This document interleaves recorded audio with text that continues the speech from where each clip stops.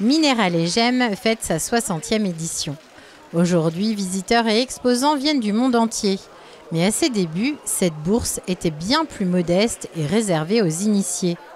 Dans le hall d'entrée du théâtre, Jean-Michel tient son stand au même endroit depuis plus de 50 ans. C'était en 71, je ne me rappelle plus la date exacte, mais j'étais avec mon papa et on venait de Lyon. Il n'y avait pas encore toute l'autoroute. On avait mis très longtemps pour arriver et quand on est arrivé, on voulait une place et il n'y en avait pas, c'était complet. Et le premier organisateur de l'expo, M. Lehmann, a dit à mon père que c'était impossible de le prendre. On était triste. Et le hasard, le coup du destin, un coup de téléphone dans le bureau du directeur.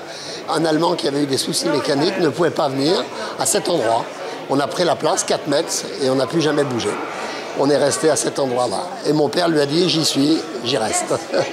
Il n'y avait que le théâtre et rien d'autre. Il n'y avait pas le gymnase, il n'y avait pas Valexpo, il n'y avait absolument rien. C'était que le théâtre et c'était très confidentiel. Il y avait très peu d'exposants. Pour lui, cette bourse est tout simplement incontournable.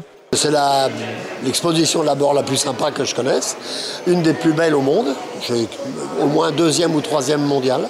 Et il y a une ambiance, il y a une âme, la région est magnifique et on y voit et on y vend des cailloux fabuleux. On travaille très bien, pour moi c'est la meilleure exposition de l'année.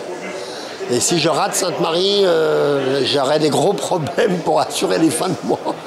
Un peu plus loin, dans le hall de Valexpo, Pierre expose et vend lui aussi des minéraux.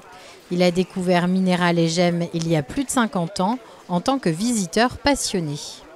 On m'a offert un caillou et ça a été le début. Et comme Sainte-Marie-aux-Mines, c'était probablement une des premières bourses, on allait voir ce qui se passait. À l'époque, il y avait le théâtre et le gymnase, et c'est tout. Et quelques bancs à droite à gauche, c'était l'époque de M. Lehmann. Et puis ça, la mayonnaise a pris, comme on dit. Après, on est revenu chaque année.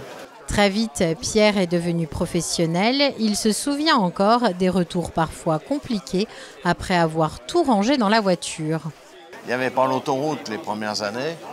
Et le dimanche soir, on repartait et on se faisait coincer parce que toutes les stations-service étaient fermées. Donc on traversait le Doubs, on voyait les cornes des vaches au-dessus du brouillard. C'était un peu périlleux, on rentrait la nuit, en 3 chevaux, hein, c'était une aventure avant. Aujourd'hui, Minéral et Gemmes rassemble plus de 960 exposants répartis dans tout le centre-ville de Sainte-Marie-aux-Mines. Mais l'ambiance reste toujours aussi conviviale, notamment grâce aux bénévoles.